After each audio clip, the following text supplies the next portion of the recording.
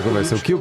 O que eu quero saber, não, antes a gente, eu não quero deixar de saber de você, ou de você também, o que vocês acham do Brasil, se pode ter algum papel, não, no contexto desse conflito, porque eu acho que houve talvez uma expectativa exagerada do que o país poderia fazer no Conselho de Segurança. Lembrando que, em função dos interesses dos Estados Unidos, me parece o espaço para o Conselho de Segurança. Só dar o contexto para o pessoal entender, né? Se quiser. Perdão. Muito brevemente, só aí o Oliver continuou no raciocínio dele.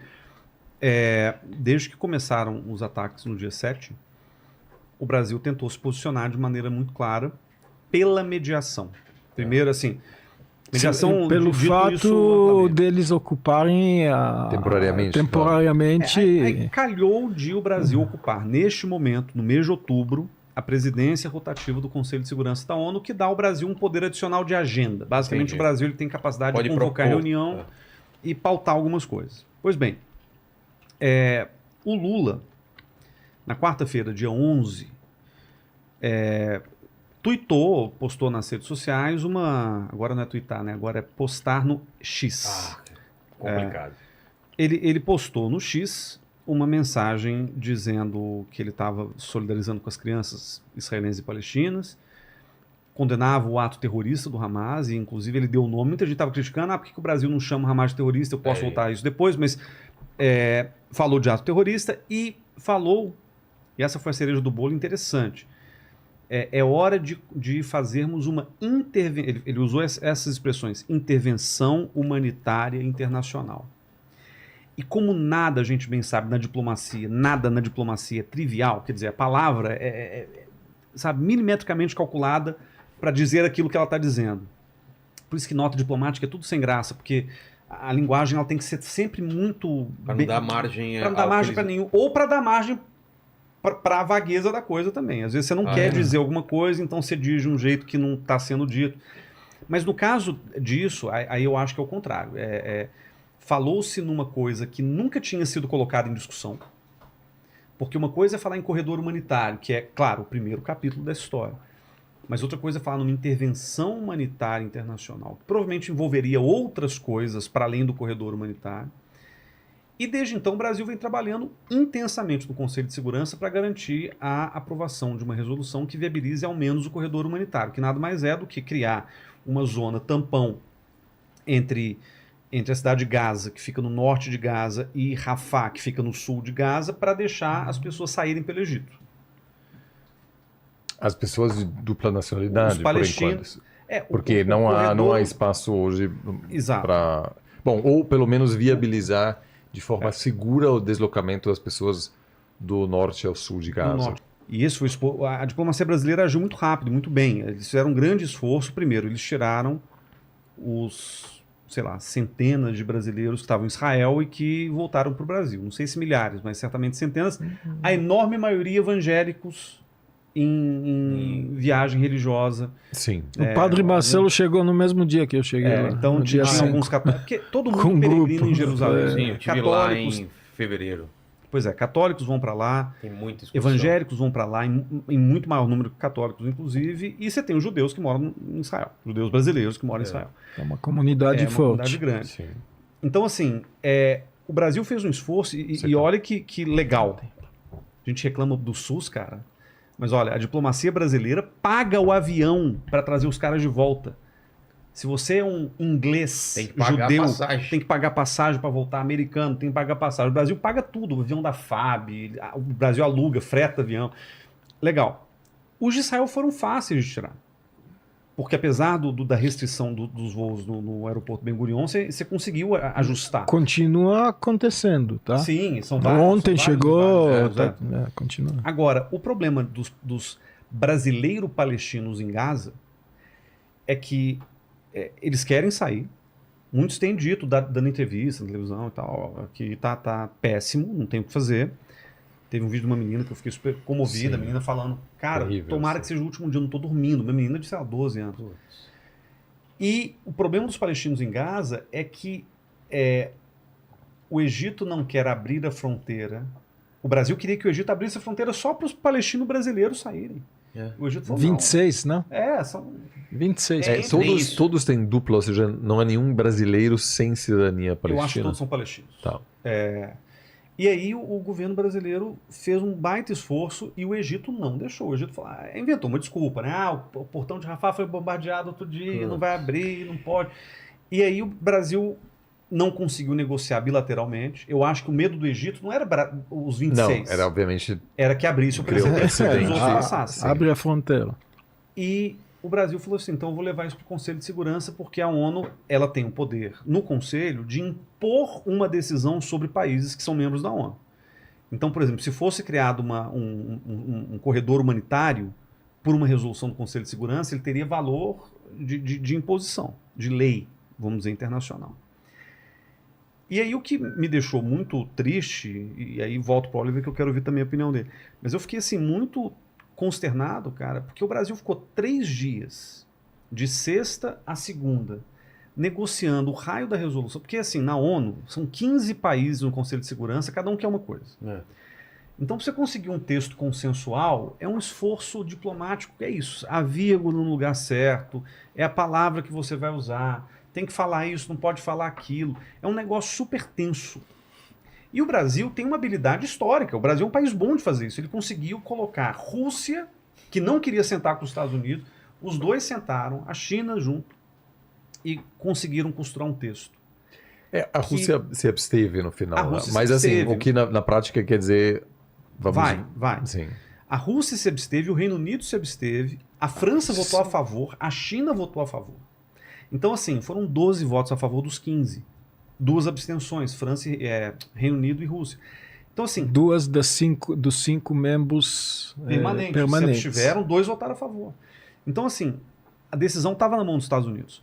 Coincidiu, e aí o tempo da diplomacia é uma desgraça, coincidiu que a reunião do Conselho de Segurança aconteceu enquanto o Biden estava voando para Israel.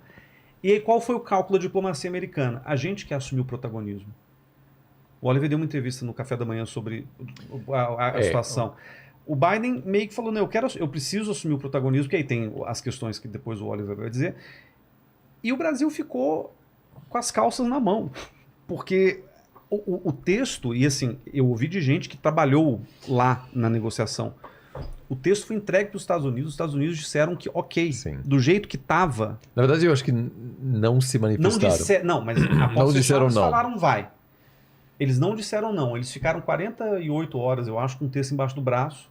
Os chineses ficaram revoltados, porque, cara, você conseguir arrumar um texto que contemple a todo mundo.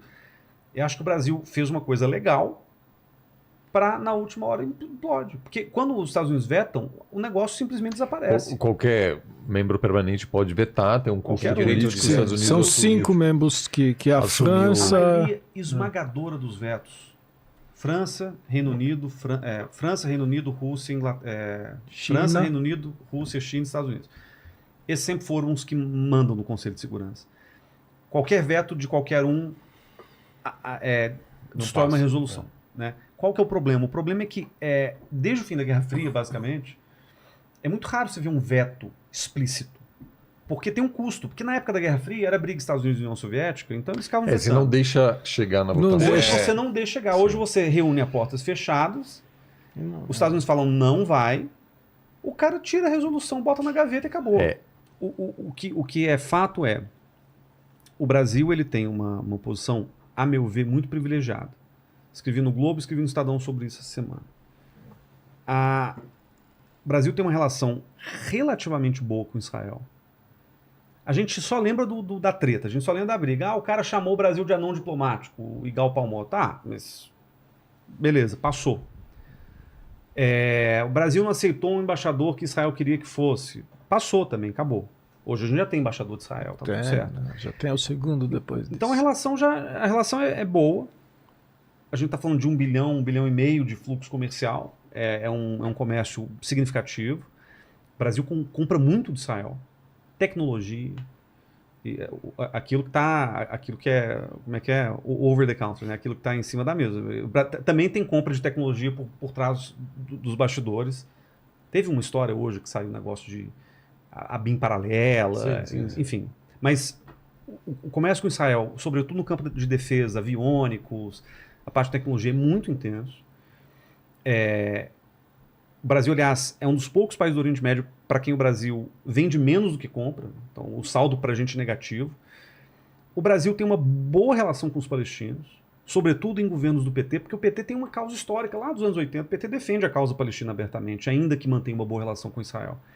Então isso permitiu ao Brasil... Que, aliás, é importante notar, não é a princípio uma contradição. É perfeitamente plausível ter uma ótima relação com Israel, ser a favor da causa palestina. Não, a China é o exemplo disso. Desculpa, só queria... Não, mas isso. Mas tem mais um detalhe que você esqueceu. O Brasil tem um ótimo relacionamento com o Irã. Tem. E ali que mora o lugar que o Brasil podia tentar ter com a habilidade que o nosso presidente Lula tem. Ele podia sim chegar mais próximo ao governo de Irã e tentar algo dentro, talvez dentro desse eixo que a gente criou aqui. Irã nos BRICS, Brasil nos BRICS. É porque o Brasil ele é meio escaldado com a história do Irã pelo seguinte. Em 2010, a história é interessante. Em 2010, Lulão estava lá. Estava à toa, com 80% de aprovação popular. O Lula, aquele final do governo Lula foi muito positivo para ele, né? Ele estava saindo com uma aprovação recorde e ele tinha... a gente estava no auge das sanções contra o Irã, sanções econômicas por causa dessa desconfiança de que o Irã talvez tivesse bomba atômica. E o Lula, acho que o Ahmadinejad veio em 2009 ao Brasil, eles conversaram. Em 2010 o Lula vai a Teherã, junto com o então primeiro-ministro turco, o Recep Erdogan, que hoje é presidente, e lá eles negociam uma declaração que ficou conhecida como Declaração de Teherã, que era um acordo de construção de confiança nuclear. Não era muito específico, mas basicamente dava para o Irã uma certa margem para respirar, as sanções iam parar, quer dizer, o Brasil tentou negociar uma coisa que aliviasse a pressão econômica sobre o Irã e que garantisse que o Irã, se quisesse enriquecer urânio para usar em produto médico e tal, mandava o urânio para fora de lá, depois Turquia, ele voltava enriquecido. Turquia, Rússia e tal. Tinha toda uma triangulação que o Brasil costura. Pois bem, aquilo poderia ser a maior conquista diplomática do governo Lula. Ela foi celebrada naquele momento, maio de 2010, como tal.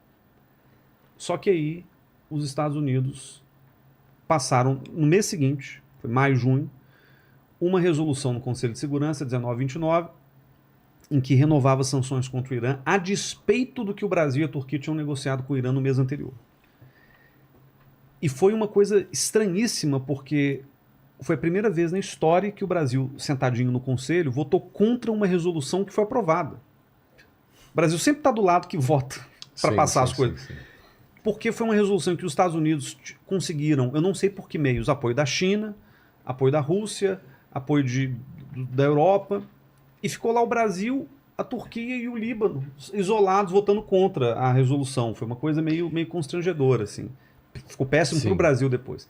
Aí o Celso Amorim escreve nos seus livros de memória, ele tem um livro específico sobre isso, chamado Teherã, Ramallah e Doha, em que ele fala abertamente, é a versão dele. E tampouco estou ganhando cachê do Celso Amorim, então tá tudo certo. Mas ele diz, os Estados Unidos sabotaram abertamente a iniciativa que poderia ser uma grande conquista diplomática e atrasou as negociações com o Irã em mais 5 anos, porque foi em 2010. O Obama só conseguiu fechar o acordo em 2015. Bem ou mal, o Brasil saiu com a cara no chão dessa história. Houve muita reação interna aqui no Brasil. Eu lembro da CONIB, das instâncias judaicas reclamarem, porque o Ahmadinejad já tinha dito que o Holocausto não tinha existido, aquela coisa toda. E o Celso Amorim ficou bravo, todo mundo ficou irritado, porque supostamente os Estados Unidos teriam torpedeado a negociação brasileira. Mas nesse contexto, e é isso que eu queria trazer, um detalhe que não tem nada a ver com... Mas combina com o que o Ave acabou de falar. O Lula foi, em março de 2010, antes de ir para Teherã, portanto, ele foi a Jerusalém. Foi a Ramallah também, ele encontrou com o Abbas e tal. Mas ele foi em Israel. E lá em Israel, ele conversou com o então presidente de Israel, chamado Shimon Peres. morreu já, mas era uma grande figura na política israelense. Os maiores estadistas. E o Shimon Peres estava com muito medo, porque o primeiro-ministro, ele era o presidente. O presidente em Israel não manda nada, mas é uma figura simbólica importante. O primeiro-ministro é quem manda. O primeiro-ministro chamava-se Benjamin Netanyahu. No auge da popularidade, que ele tinha acabado de vencer uma guerra em Gaza, em 2009, estava lá brigando com Obama, o Netanyahu estava no modo confronto com todo mundo. E o Shimon Peres estava com medo de que o Netanyahu começasse uma guerra contra o Irã. Porque ele já tinha... E hoje tem o Wikileaks para mostrar que já havia documentos israelenses falando que dentro da cúpula militar de Israel já se considerava um ataque aéreo contra o Irã. Então o Shimon Peres falou o seguinte: Lula, quando você for a Teherã daqui a 2 meses, passa um recado para o Ahmadinejad. Pede para ele moderar um pouco a fala, pede para ele parar de provocar, porque a situação aqui dentro está muito propícia para que Israel ataque o Irã daqui a pouco. Israel atacou o Irã? Não. Vou deixar no... Olha, vou deixar no ar. Mas eu acho que isso tem a ver com o que o Al falou. O Lula, ele tem um trânsito, e olha que o governo do Irã hoje é muito melhor do que era, é muito mais moderado, pelo menos o presidente do Irã. Eu acho que menos talvez falastrão, assim. Eu acho que acho que está mais fragilizado. Eu falei melhor, não sei. Mas mas isso, sim, cara, sim. pode ser, acho que é um caminho. Eu acho que sozinho seria exagerado esperar que o Brasil pode ir lá. Não, mas entrando nesse eixo, entrando nessa... eu acho que, em geral, isso eu estive... Minha última viagem para Israel e Palestina foi em 2018, durante a Copa. E eu assisti alguns jogos em Jerusalém. Eu acho que a gente assistiu, não sei se a gente assistiu um jogo em Ramallah, ou seja, em todos os lugares havia uma simpatia enorme, e eu fiz parte de um grupo com americanos, com vários, né, e o Brasil, é evidente lá que dá para dialogar com todos os envolvidos, né, independentemente da situação interna brasileira, existe aí um espaço. O único país não pode ser, mas assim, eu acho que... fazer parte, né? Então, e também acho que o governo brasileiro reagiu melhor à crise envolvendo Israel e Hamas do que a guerra entre Rússia e Ucrânia. Que não sei se... Ou aprendeu, ou... Eu não sei se é porque o governo já está agora mais entrosado. Os primeiros meses eu acho que foi muito complicado, assim, uma série de comentários desnecessários, o mais famoso voltando da China, daquela viagem, tentando construir um clube da paz, que os próprios chineses não queriam. Aí eu acho que parou em Doha, não sei se foi Doha ou outro, dizendo que o grande problema é que os Estados Unidos continuem querendo, não querem deixar de promover a guerra, que o Zelensky é tão ocupado quanto o Putin. Isso gerou muita frustração na Ucrânia, ao ponto de haver uma espécie de bate-boca entre o Zelensky e o Lula, né? Que obviamente não é o caminho quando você quer mediar, né? E não gerou um ganho concreto para o Brasil. Não é que a Rússia topou melhorar as relações. Então, eu acho que houve um contraste grande aí, a resposta brasileira é muito melhor, um reconhecimento mundial explícito, né? O Macron mandou uma carta ao Lula agradecendo, etc. Que é bom porque esses comentários mais controversos sobre a Ucrânia acabam desaparecendo por enquanto. Agora, a grande pergunta é se este conflito demorará mais tempo, mas eu acho que o Brasil tem algum potencial de se destacar de forma positiva, assim. O endgame do Lula é o Nobel da Paz. Será? Já era desde 2009. Mas aí... Não, eu acho que... Eu estou exagerando. Sim, mas não, pode ser, mas eu acho que é um objetivo. Mas o que eu quero dizer, e voltando ao ponto que o Olha levantou, que é interessante, é o seguinte. O Lula, quando...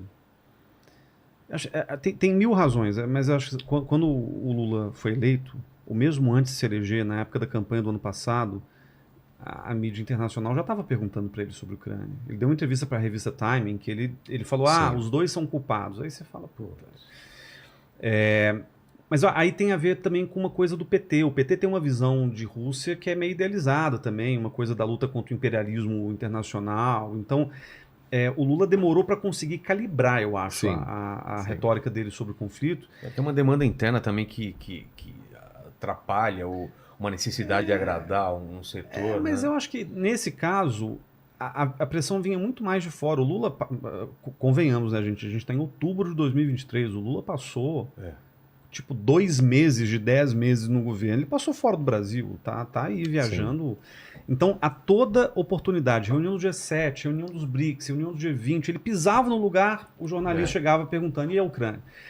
Então, Lula, eu acho que ele até teve a curva de aprendizagem. Agora, ele faz um tempo que não pronuncia de maneira controversa também. Assim, não, o Lula está super calejado nesse sentido.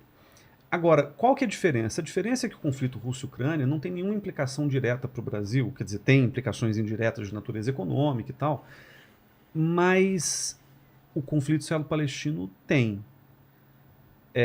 por 2 razões fundamentais. O Brasil é lar da maior comunidade árabe fora do mundo árabe. O Itamaraty, pode ser que ele exagere esses números, porque não tem como saber exatamente, mas estima-se que 12 milhões de brasileiros têm ascendência árabe. Certo? Isso é muita coisa, muita coisa.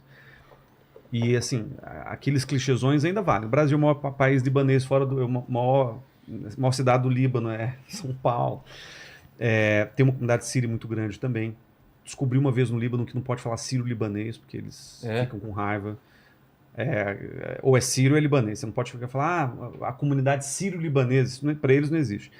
O Brasil tem uma comunidade grande de palestinos, que não é tão grande assim, mas sobretudo depois do conflito da Síria, você teve uma vinda de palestinos para cá também. E o Brasil tem uma comunidade judaica que não é enorme, mas são 100, 120 mil pessoas. E que é uma comunidade muito, muito pujante no Brasil. E mais do que isso, quando a gente olha para essa dinâmica das comunidades aqui no Brasil, libaneses, sírios, judeus se dão tremendamente bem. A Dilma uma vez foi na ONU e ela falou uma coisa que... Falou do jeitão Dilma, mas ela colocou uma coisa que eu acho que é interessante. Ela falou, cara, assim... Vamos falar de conflito israelo-palestino, mas a verdade é que o Brasil é o único lugar onde ali na 25 de março você tem judeu e tem árabe do lado conversando e você não reproduz esse mesmo mecanismo em outros lugares do mundo. Estados Unidos não é assim. O Brasil é muito assim. Eu tive uma conversa com Shimon Peres na época que ele era presidente e nós trouxemos palestinos e israelenses, teve um jogo até no antigo Parque Antártica, se vocês lembram. E ele mesmo falou, Brasil é um exemplo de convivência. Vocês podem começar a mandar daí os recados para o mundo. Então, a convivência aqui é um exemplo. E tem que usar isso. O relacionamento, como eu falei do Lula, mas existe essa... Quando você fala Brasil fora daqui, o pessoal já abre um sorriso. Já é um cartão de visita. De onde você do Brasil? Opa! Então tem essa simpatia e tem que usar essa simpatia para. E o Lula tem habilidade para isso. Ele é muito. Eu acho que